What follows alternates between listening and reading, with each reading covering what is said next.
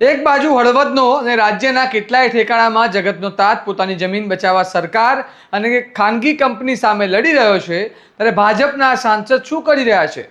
તો એક પેડ માં કે નામ લગાવી રહ્યા છે. અને મહત્વની વાત તે છે કે જો સ્વચ્છતા અભિયાનમાં નેતાઓ સાવરણનું લઈને ફોટા પડાવે અને 5 મિનિટ પછી એ જ જગ્યા પર સ્વીપર મશીનથી સફાઈ કરાવી પડે, તો શું આ ખરેખર સ્વચ્છતા અભિયાન હતું કે પછી માત્ર કેમેરા અભિયાન? જો જનપ્રતિનિધિઓને બતાવવા માટે સફાઈનો દેખાવ કરવામાં આવે તો શું તેને જનસેવા કહેવાય? અને સૌથી મોટો સવાલ એ છે કે શું હળવદમાં ભાજપના સ્થાનિક નેતાઓ પોતાના જ સાંસદનો ફોટો સેશનમાં ખેલના ઉલ્લુ બનાવી દીધા?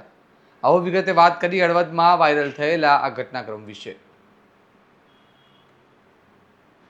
નમસ્કાર, હું ચિરાગ વર્ષાબેન, આપ જોઈ રહ્યા છો સ્વમાન.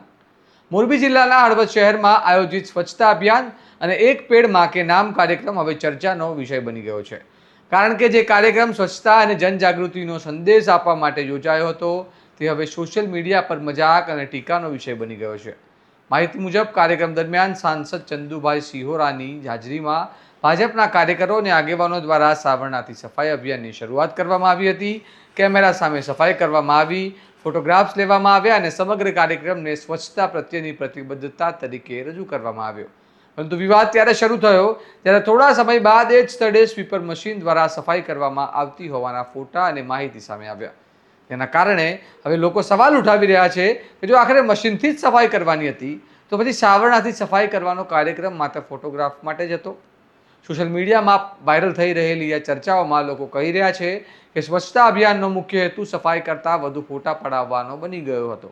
જેના કારણે હવે સ્થાનિક ભાજપ સંગઠનના નેતાઓ સામે પણ પ્રશ્ન ઊભો થયો છે. અહીં સૌથી મોટો સવાલ સાંસદની હાજરીને લઈને ઊભો થાય છે.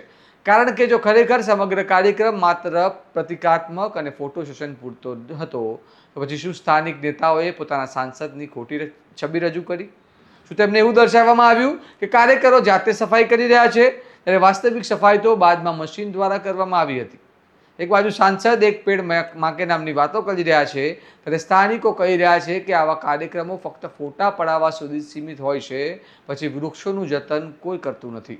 સાંભળો આ સમગ્ર ઘટના વિશે સ્થાનિકો શું કહી રહ્યા છે અને સાંસદ પણ એક પેડ માં કે નામ મામલે શું કહી રહ્યા છે. વૃક્ષારોપણ થાય એ આનંદની વાત છે, પણ વૃક્ષારોપણ થયા પછી એનું જતન થવું જોઈએ. સમજ્યા? જતન થાય તો બાળકને જેમ ઉછેરે ને એવી રીતે ઝાડને વૃક્ષ રોપણ કર્યા પછી જતન થવું જોઈએ. અમે આ 4 વર્ષ પહેલાં 45 ઝાડ વાવ્યા હતા.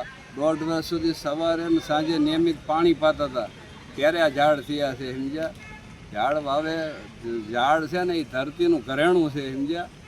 વૃક્ષો હશે તો જ પ્રદૂષણ ને બધું ઘટશે. સમજ્યા?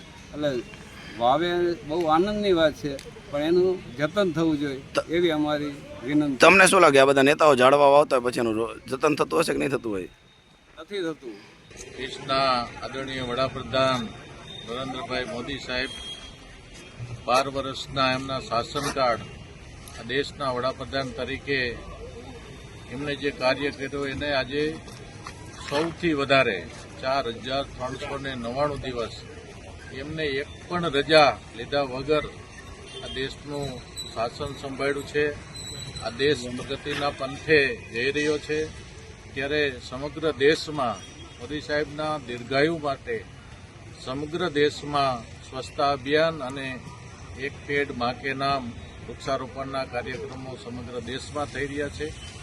આવતીકાલે સમગ્ર દેશમાં મોટા મંદિરો અને લગભગ દેશના દરેકે દરેક ગામ ને દરેકે દરેક શહેરની અંદર મહા આરતી થશે અને મોદી સાહેબના દીર્ઘાયુષ માટે સમગ્ર દેશ પ્રાર્થના કરવાનો છે. ત્યારે આજે એની પૂર્વ સંધ્યાએ હળવદ ખાતે બસ સ્ટેન્ડમાં સ્વચ્છતા અભિયાનનો કાર્યક્રમ, યુવા મોરચાના કાર્યકરો, સંગઠનના તમામ કાર્યકરો, સંગઠનના પ્રમુખ, નગરપાલિકાના પ્રમુખ અને બધા જ કાર્યકરો સાથે હળવદ બસ સ્ટેન્ડમાં સ્વચ્છતા અભિયાનનો કાર્યક્રમ રાખ્યો અને વૃક્ષારોપણનો પણ કાર્યક્રમ રાખ્યો છે. ત્યારે અમે બધા તમામ કાર્યકરો સાથે મોદી સાહેબના દીર્ઘાયુષ માટે ભગવાનને પ્રાર્થના કરીએ છીએ. રાજકારણમાં પ્રતિકાત્મક કાર્યક્રમો નવી વાત નથી, પરંતુ જ્યારે આવા કાર્યક્રમોનો હેતુ માત્ર ફોટોગ્રાફ્સ અને પ્રચાર પૂરતો રહી જાય ત્યારે લોકોમાં વિશ્વસનીયતા અંગે પ્રશ્નો ઊભા થવા લાગે. હવે સમગ્ર ઘટનાના ફોટા અને ચર્ચામાં વાયરલ થતા સ્થાનિક ભાજપના નેતાઓ પણ અસહજ સ્થિતિમાં મુકાયા હોવાનું ચર્ચાઈ રહ્યું છે. વિરોધીઓ પણ આ મુદ્દે ભાજપ પર નિશાન સાધી રહ્યા છે અને તેને ફોટો સેશન રાજકારણ ગણાવી રહ્યા છે. પરંતુ આખરે જનતાએ જ સવાલ પૂછે છે, શું સ્વચ્છતા અભિયાનનો અર્થ ખરેખર સફાઈ છે કે પછી માત્ર સાવરણું હાથમાં લઈને ફોટો પડાવવાનો કાર્યક્રમ? અને જો ફોટો સેશન પછી મશીનથી જ કામ થવાનું હોય તો જનતાને બતાવવાનો આ દેખાડો શા માટે? આ મામલે તમારું શું કહેવું છે? શું આવા કાર્યક્રમો ખરેખર જનજાગૃતિ લાવે છે કે પછી માત્ર રાજકીય પ્રચાર પૂરતા જ રહી ગયા છે? અમને કમેન્ટમાં જણાવો અને આવા જ વિશ્લેષણાત્મક અહેવાલો માટે તમારા સ્વમાનને લાઇક, શેર અને સબસ્ક્રાઇબ કરવાનું ભૂલતા નહીં. નમસ્કાર.